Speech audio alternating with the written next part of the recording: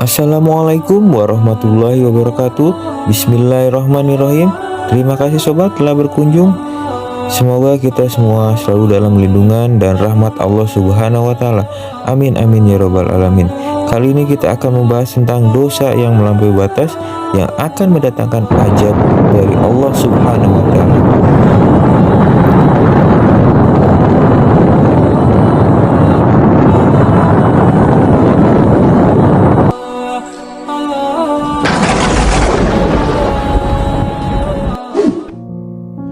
Kita hidup sebagai seorang muslim dan mati juga sebagai seorang muslim.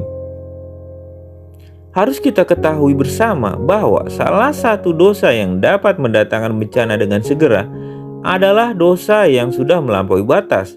Disebut sebagai dosa yang melampaui batas itu karena dosa itu tidak lagi bisa dimaklumi dengan akal dan logika. Sebagai contoh adalah homoseksual.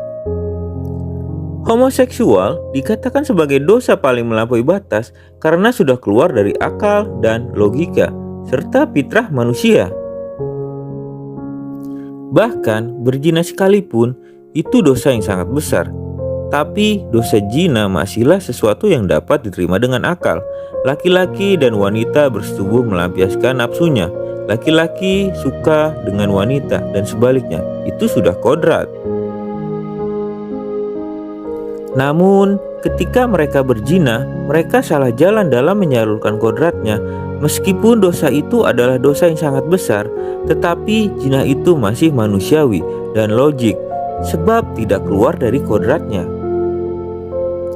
Tetapi jika sudah masuk kepada homoseksual atau lesbian, maka pertanyaannya adalah, binatang mana di muka bumi ini yang mau melakukan homoseksual dan lesbian? Adakah binatang birahi sesama laki-laki atau sesama perempuannya? Adakah binatang yang melampiaskan nafsu mereka dengan sesama jenis mereka, laki-laki dengan laki-laki, perempuan dengan perempuan? Itu jawaban yang hampir tidak ada. Jadi, kalau binatang saja tidak ada, padahal binatang itu tidak berakal, bagaimana bisa manusia yang diberikan akal melakukan sesuatu perbuatan yang menjijikan seperti itu yang tidak pernah dilakukan oleh binatang? Maka jangan salahkan Allah Subhanahu wa taala jika orang-orang pelaku homoseksual Allah Subhanahu wa taala berikan ajab, baik secara individual ataupun secara sosial.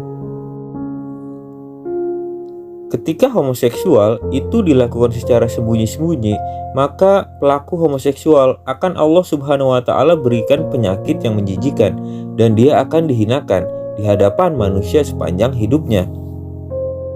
Namun, jika dosa homoseksual ini dilakukan secara massal dan tidak ada orang di tempat itu yang mencegahnya atau melarangnya, maka Allah Subhanahu wa taala pasti akan timpakan ajab dengan segera kepada mereka tanpa ada yang bisa memberikan pertolongan bagi mereka.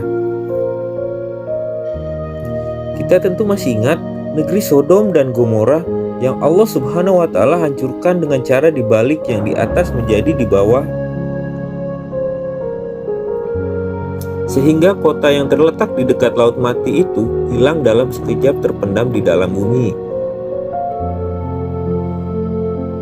Dan ternyata kejadian seperti itu di dalam sejarah tidak hanya terjadi pada kaum Sodom dan Gomora saja, tapi juga pada negeri Pompei yang dihancurkan dengan letusan gunung Vesuvius secara tiba-tiba.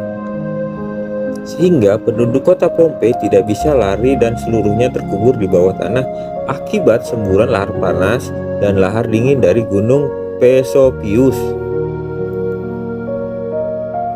Dan tidak usah jauh-jauh di kota Indonesia sendiri, di negeri kita tercinta, ada satu desa yang Allah Subhanahu wa taala timbun mereka ke dalam tanah. Allah Subhanahu wa taala angkat potongan gunung lalu dipindahkan hampir 1 kilometer jauhnya dari tempatnya.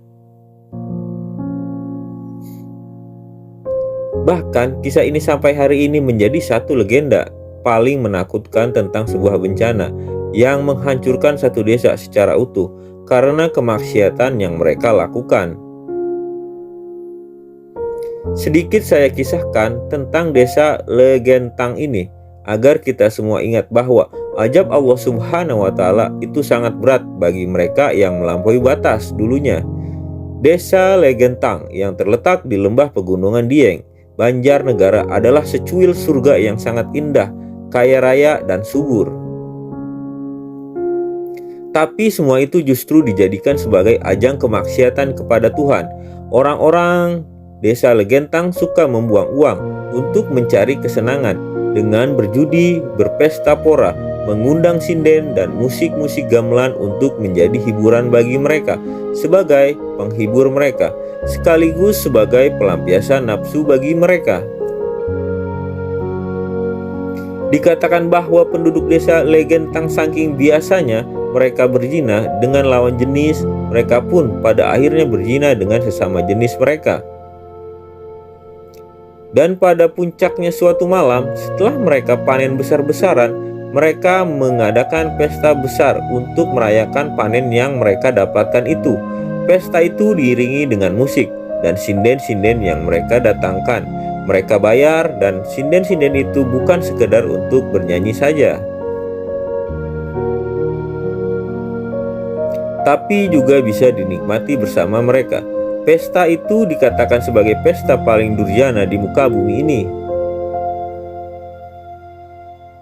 Karena apa? Karena di pesta itu juga anak menggauli ibunya, bapak menggauli anaknya. Pesta seks homoseksual, lesbian, semua dilakukan di tempat itu secara terbuka oleh mereka. Malam itu Tuhan telah mengirimkan hujan agar mereka berhenti bermaksiat, tapi mereka tetap melanjutkan maksiat itu. Hingga menjelang subuh, tiba-tiba terdengar suara mengerikan dan bumi berguncang. Sesaat kemudian suara benda jatuh dengan sangat keras dan menyeramkan terdengar. Hingga semua orang dari desa yang jauh pun terbangun seluruhnya. Semua orang ketakutan. Benda besar apakah yang jatuh itu dengan suara yang mengerikan seperti itu?